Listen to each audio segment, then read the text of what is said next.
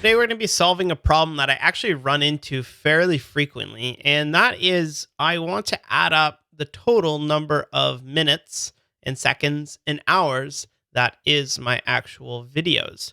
So, what I usually do is I'll export all my videos and I'll upload them to YouTube or whatever it is my host, and they'll give me this like timestamp here, 5 minutes and 23 seconds. And I go, I need to add that up all together, right? And it's just in HTML. So what I've done is I've sort of replicated what YouTube generally gives me.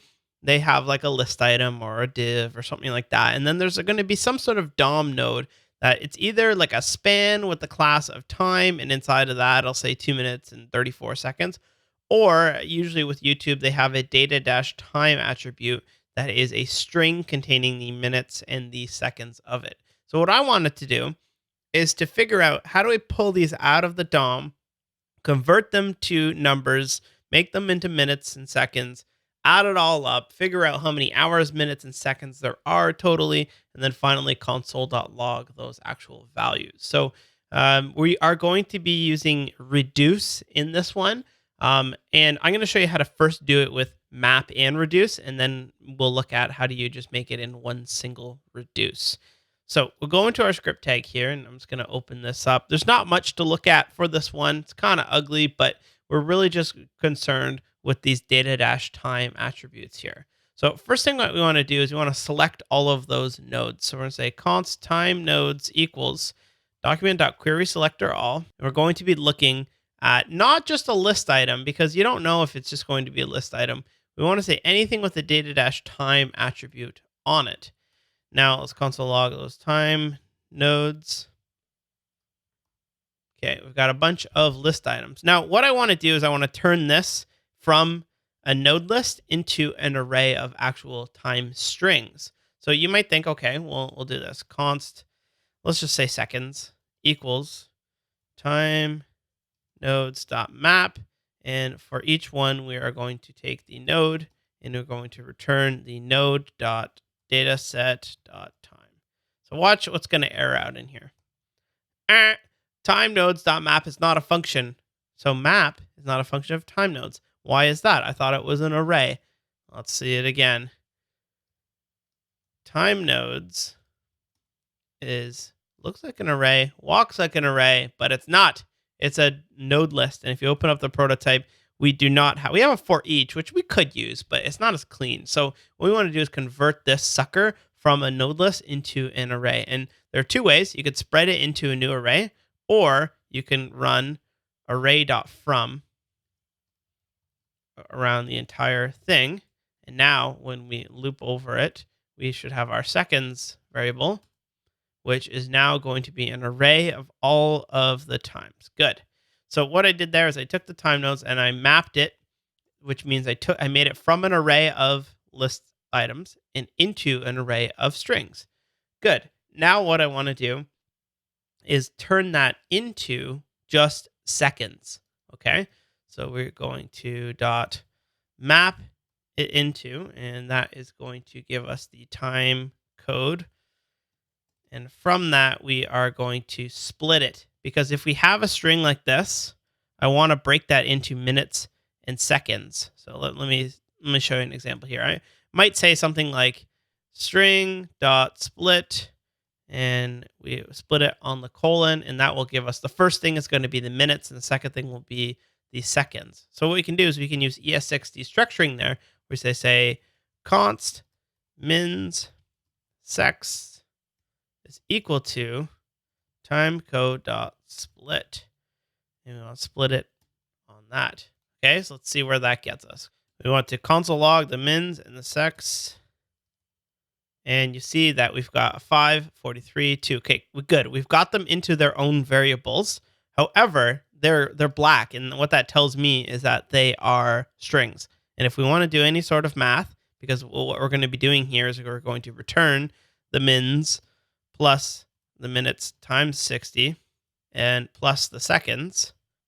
And if we take a look at our seconds array here, you'll see that these are way bigger than they should be. 047, that's not a number. And that's because when we split that string off of it, it's still going to be a string. So if I take something like a string of 6, 10, and I split it, each of the 6 and the 10 are still strings. So what can we do? We could just map over that array real quick, and you could pass it parse float.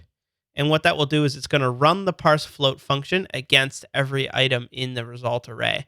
And that's going to return to us a actual array of numbers. So we're going to split and then right away map that into parse float.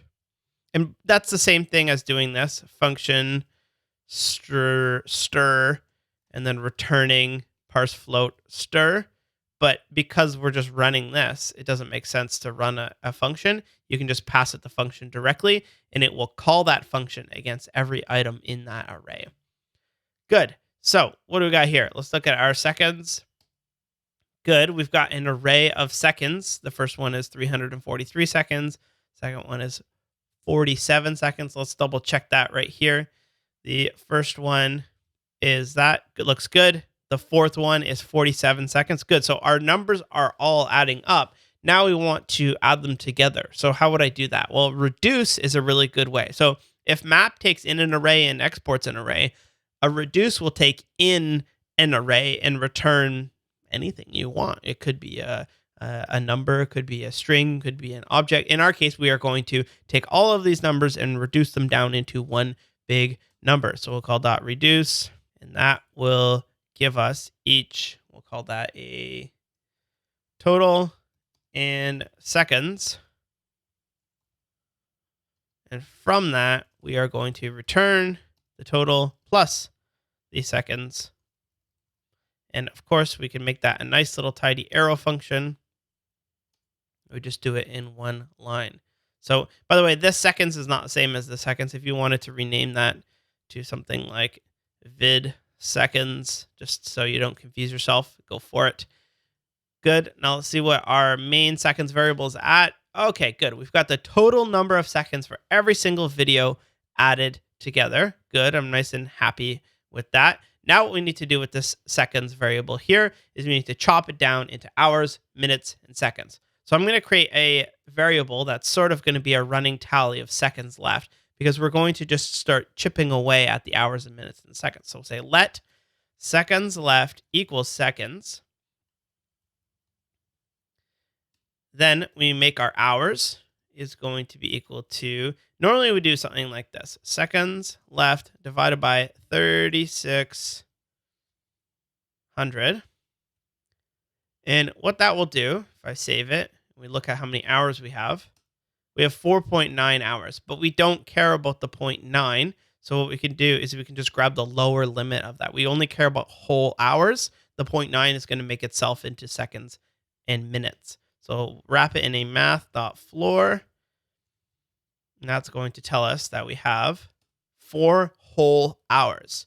Now, seconds left is equal to, how do we figure that out? It was like 0.9. So does that mean there's like 90 seconds left? No, it doesn't matter, because math is 100 based and minutes are 60 based. So how do we figure that out? Well, what we can do is we take the seconds left and we use mod 3600. Now, what does mod do? Let's do a little quick aside lesson. If I've got a box of Smarties, and in that box I have 10 Smarties. Now, I have 5 children, so I'm going to divide that by 5. How many Smarties does each kid have? 2. Every kid gets 2 Smarties. Good. But what if I opened up a box and lo and behold, there was 11 Smarties? Well, there's only 5 kids, so how many Smarties does each kid get? 2.2 Smarties. There's no way you're gonna. Oh, by the way, if you're not Canadian, a Smartie is like a M&M. It's like a little chocolate treat.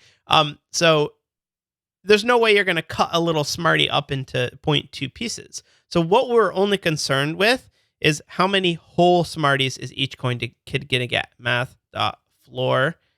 So each kid is gonna get 2 whole Smarties. Good. But now what we want to know, and that's what we've done right here.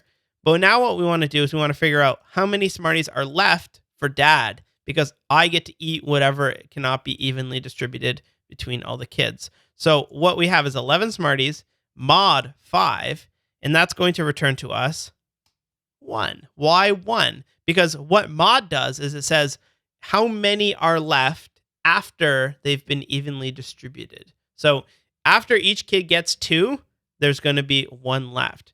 Same thing if I have 5 oranges and I divide them by 2 kids, there's going to be 1 left because it doesn't tell us. And let's do a seconds example. If I have 73 seconds and I divide that by 60 seconds, we clearly have 1 whole minute. Math.floor shows us 1 whole minute. But what is that 0.2 seconds? That's not 20 seconds because that's a percentage. So 73 mod 60 will tell us that after we chunk it out into 1 whole minute, we have 13 seconds left. That's exactly what we're doing here. After we chunk it into the hours, we are going to have this many seconds left. So let's console log seconds left.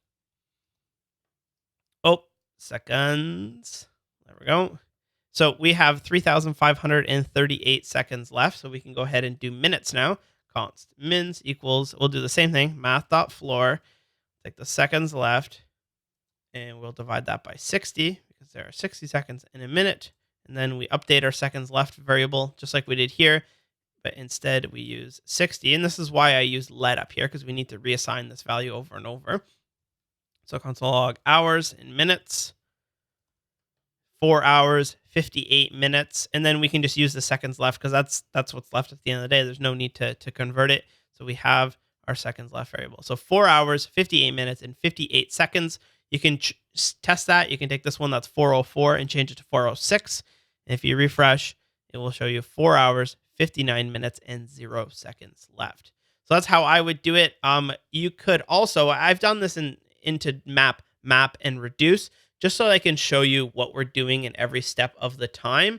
But if you really understand what's going on here, this could be all done in a single reduce. You take in this array of nodes, you convert the data set dot time into minutes and seconds. You convert that then into seconds. Then you convert that into whole number of seconds once you have the number, and then finally add it all together. So it's up to you whether you do it in one shot or make it a little bit more readable and chunk it into separate ones.